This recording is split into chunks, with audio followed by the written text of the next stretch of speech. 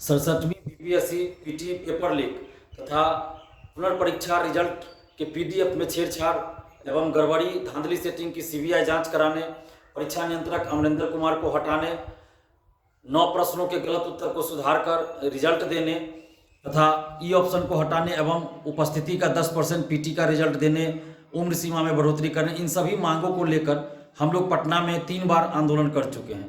BPSC office के आगे आंदोलन कर चुके, मुख्यमंत्री आवास के बाहर धरना दे चुके, पटना कॉलेज से गांधी मैदान जेपी गोलंबर तक पैदल मार्च निकाल चुके हैं और मुख्यमंत्री जी तक बात पहुंच चुकी, सीएमओ तक बात पहुंची, मुख्य सचिव तक भी बात पहुंची, सीएमओ से हमारे पास फोन भी आया, हमने सारी बातों से अवगत भी कराया। लेकिन इसके बावजूद भी मुख्यमंत्री जी तक बात पहुंचने के बाद और तेजस्वी यादव जी से भी मीडिया कर्मियों ने सवाल पूछा बीपीएससी पे, तो वो चुप्पी साध लिए। यानी कि बीपीएससी का बी भी अब ये लोग सुनना नहीं चाहते, बीपीएससी का बी भी बोलना नहीं चाहते हैं। और जो तेजस्वी यादव जी कल तक विपक्ष में जब थे तो 5-5 हज़ार रुपया सभी परीक्षार्थियों को देने की मांग कर रहे थे और बिहार लोक सेवा आयोग को बिहार लीक सेवा आयोग कह रहे थे। आज जब सत्ता में आए तो बीपीएससी का बी भी सुनना नहीं चाह रहे हैं या बीपीएससी का बी भी नहीं बोलना चाह रहे हैं और मुख्यमंत्री नीतीश कुमार जी भी चुप्पी साधे हुए हैं। तो इन लोगों की जो चुप्पी है वो यही दिखाती है कि युवाओं के प्रति सरकार असंवेदनशील है और युवाओं से, बिहार के छात्र छात्राओं से कोई मतलब नहीं है। और नीतीश कुमार जी से हम कहना चाहते हैं कि आप जो देश मांगे नीतीश का बैनर पोस्टर लगा रहे हैं, कैलेंडर जारी कर रहे हैं, तो उससे पहले आपको बिहारी युवा मांगे न्याय, इस पे आपको संज्ञान लेना होगा। बिहारी युवा मांगे न्याय, इस पे आपको संज्ञान लेना होगा। 1-2 स्टूडेंट्स की बात नहीं है, लाखों करोड़ों युवाओं की बात है, लाखों करोड़ों स्टूडेंट्स के भविष्य से खिलवाड़ हो रहा है। बीपीएससी अभ्यर्थियों के साथ अन्याय हो रहा है, बीएसएससी अभ्यर्थियों के साथ अन्याय हो रहा है, शिक्षक अभ्यर्थियों के साथ न्याय हो रहा है। आज सभी छात्र छात्राएं, चाहे वो किसी भी प्रतियोगी परीक्षा की तैयारी करते हैं, चाहे वो मगध यूनिवर्सिटी के छात्र हो या किसी और यूनिवर्सिटी के छात्र हो, सभी लोग आज परेशान हैं अपनी अपनी समस्या को लेकर और सभी सड़क पे उतर के आंदोलन कर रहे हैं। और आप बिहारी युवाओं के साथ न्याय न करके आप देश मांगे नीतीश का बैनर पोस्टर लगा दीजिएगा, कैलेंडर जारी कर दीजिएगा, तो इससे नीतीश कुमार जी आप प्रधानमंत्री नहीं बन जाइएगा। आपको वोट देंगे बिहार के युवा, बिहार के छात्र छात्राएं ही आपको वोट देंगे, तभी आप प्रधानमंत्री या कुछ भी बन सकते हैं। अगर बिहार के युवा आपको वोट नहीं देंगे तो आप मुख्यमंत्री भी नहीं बन सकते हैं, प्रधानमंत्री बनना तो दूर की बात है।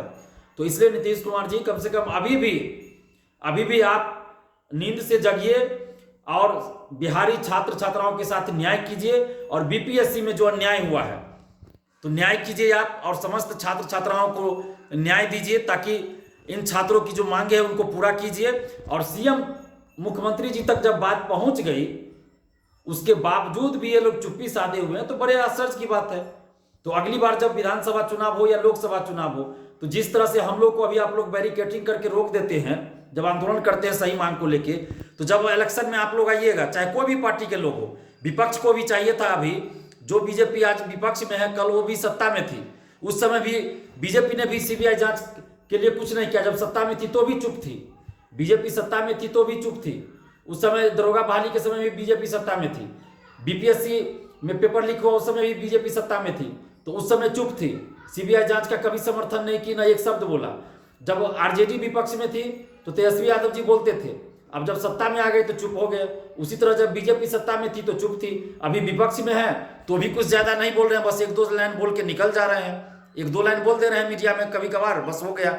जिस तरफ शराबबंदी पे विपक्ष ने, खास करके बीजेपी ने राजभवन मार्च निकाला बीजेपी के सभी विधायकों ने, उसी तरह क्या बीपीएससी मुद्दे पे, शिक्षक बहाली मुद्दे पे ये लोग सारे विधायक क्या मार्च नहीं निकाल सकते, राजभवन मार्च नहीं निकाल सकते, मगध यूनिवर्सिटी का सेशन सुधारने के लिए क्या मार्च नहीं निकाल सकते?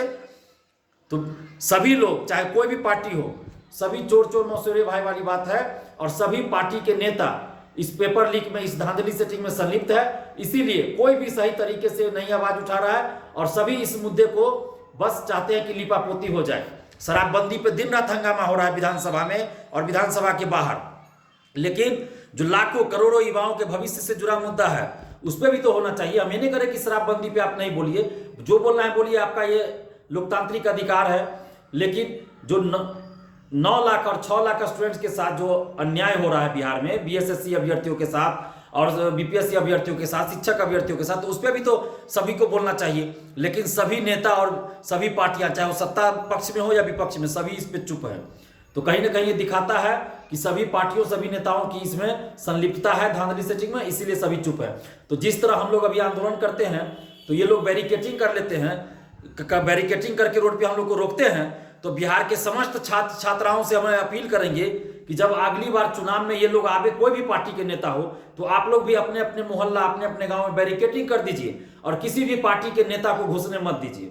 जब कोई भी पार्टी का नेता हमारे लिए सड़क पे आंदोलन नहीं कर रहा है, अन्य मुद्दे पे ये लोग सड़क पे उतरते हैं, लेकिन जब छात्र का मुद्दा है तो उस पर सड़क पे नहीं उतरते हैं। तो फिर चुनाव में जितने भी छात्राएं हैं बिहार के, सभी लोग अपने अपने गांव मोहल्ले शहर में बैरिकेटिंग कर दीजिएगा और किसी भी नेता को गांव में इन नहीं करने दीजिएगा। यही इन लोगों के लिए सबसे बड़ी सजा होगी, सबसे बड़ा सबक होगा।